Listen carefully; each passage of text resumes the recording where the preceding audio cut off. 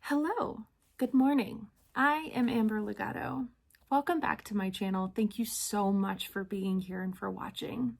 If you've caught the last 2 Mondays, we are currently in a series, The Foundations of the Window of Tolerance. I recently talked about the window of tolerance on NATV podcast network. It's a really big deal. I'm so excited to be a host over there. Today is Magic Monday number 3.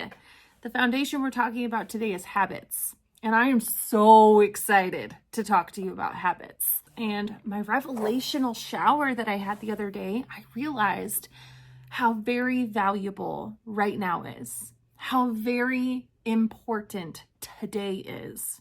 10 years from now is not nearly as important as right now is. Most people want to know why habits are important for success. I want to share that with you today. I want to tell you why your habits, your daily activities, the things that you do every single day are so important to whether or not you are successful in life. And what is success? For me, success is living a sustainable, healthy, happy lifestyle. And happiness is not the attainment. Happiness is an emotion that we can feel, but sustainability and safety and security are important things that create happiness in our lives. And I found this woman, Kayla Lentz, on her social media. She's at Kayla Barnes. And I found this really great tile that says, you are what you repeatedly do. And yes, Kayla, that is exactly what our habits are creating, is our life, our personalities, our characters, our story. It's entirely based on how we spend every single day of our life. And a lot of us don't recognize or don't realize that we are habitual creatures. Habit is the most important value that you have in your reality when it comes to creating the story that you desire.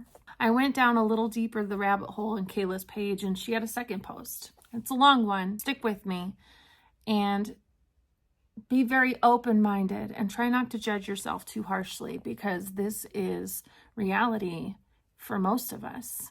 Her post says, our current societal norms are wrecking your health and happiness in every way. We've created addictions to our phones so that we are never satisfied with our current lives, and we waste all of our time scrolling. We are so addicted that we can't put the phone down long enough to move our bodies. We've trashed our food system for profit. To eat healthy, you have to spend years unlearning information and then spend a fortune on food or put in the work to grow your own food. We've created a culture where marriage and children are looked at as more of a burden than a blessing, leaving most people lonely and unfilled.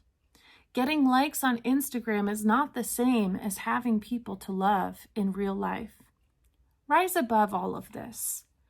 Change the way you see the world. You don't have to be like everyone else. In fact, you'll most likely be much happier if you unfollow most people, turn off your phone, go outside, find something meaningful to do with your life, and find someone to love. This is powerful. The whole thing, I was like, holy Toledo, I've been waiting for this post. I've been waiting to share this post with somebody.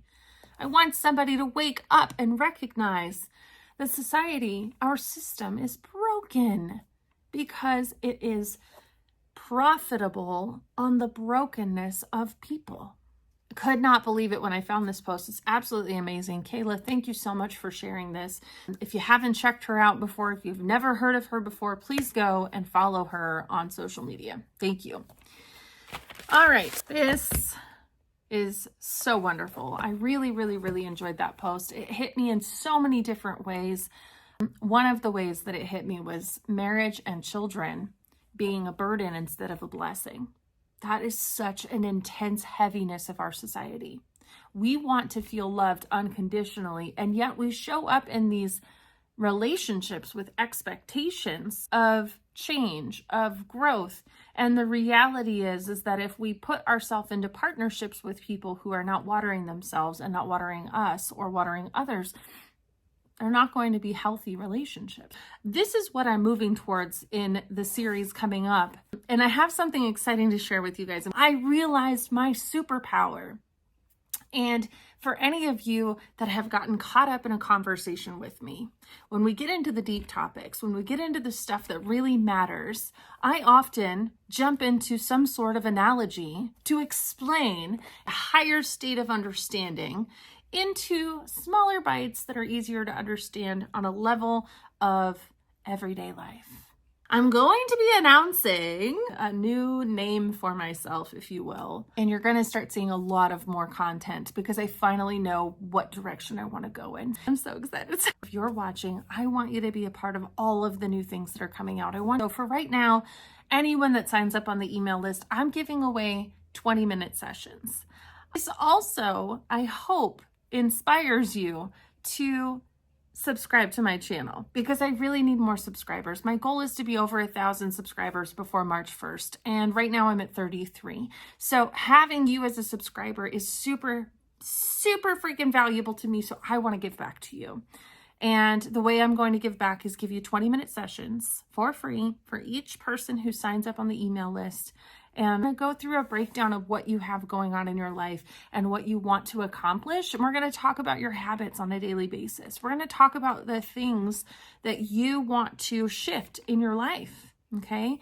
And I'm going to help you break it down as easy as possible and make it feel not so scary and not so big, that those habits that you're creating every day are going to shift you into the direction and into the path that you actually want to be doing. Okay. So 20-minute free sessions, go subscribe right now on my link tree. And let's get back into it. One of the things that I wanted to share with you today, I talked about with my therapist. I've been doing DBT therapy, and I'll get into that in just a second. But one thing that we did was an exercise where she told me to think about something. I can't remember what I chose to think about. We're going to bring the pen into this analogy, okay? Because I'm the queen of analogies. All right, the pen, okay? We're thinking really hard about the pen. It's a pink pen. And then you think about it for like a minute, okay? And then what you try to do is you actively try not to think about the pen. Well, you've already introduced the thought into your brain. And once you try not to think about the pen, it's such a crazy thing. Your brain literally cannot find a way to not think about it. And the only way to not think about something is to distract the brain and put something else in place of that thing.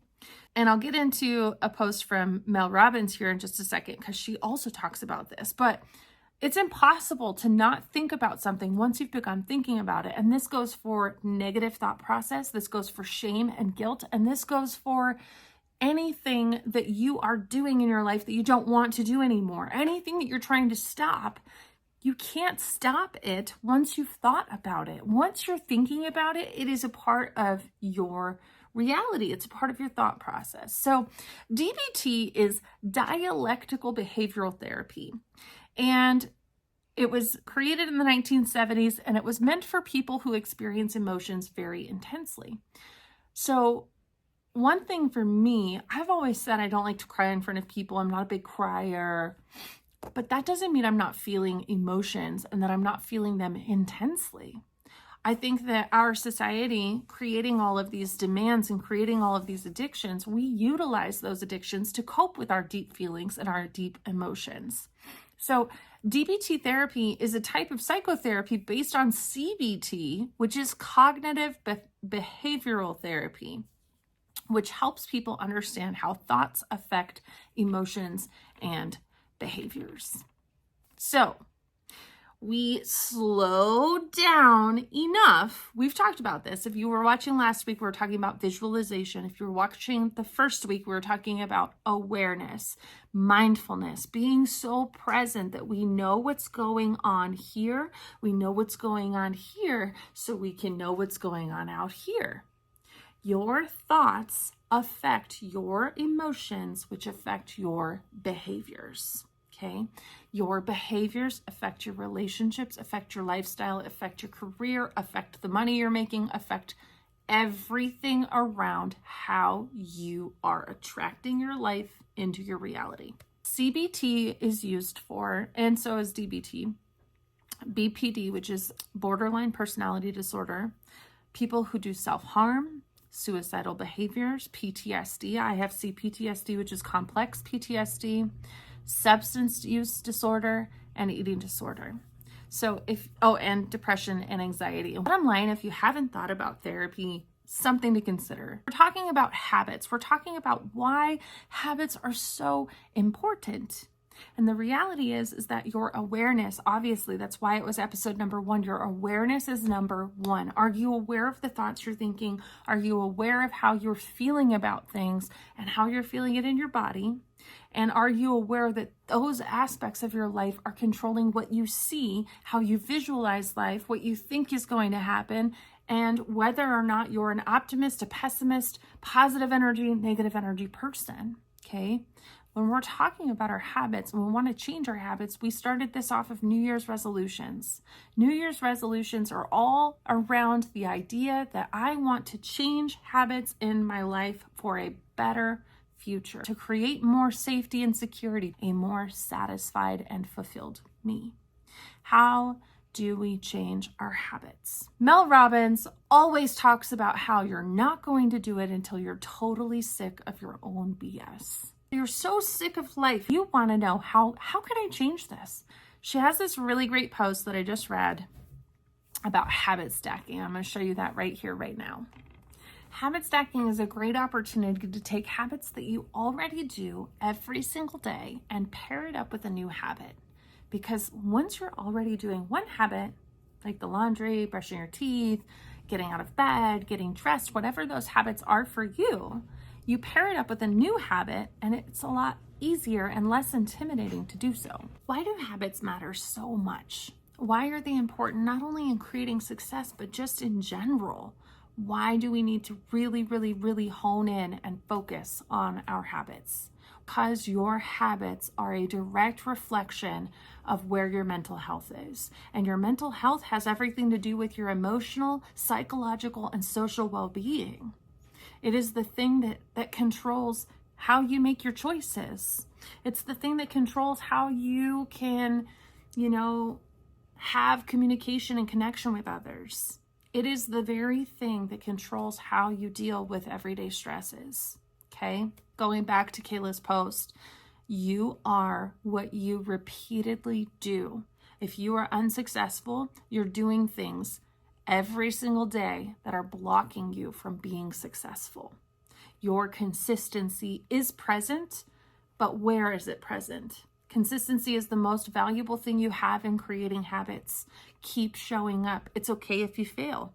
However old you are, however long you've been practicing your habits, is why it is so difficult to create new habits, to create change. If you keep putting your focus on the things that are not what you want to do, again, you can't take your mind off of the things you don't want to do, so you have to replace it with something different.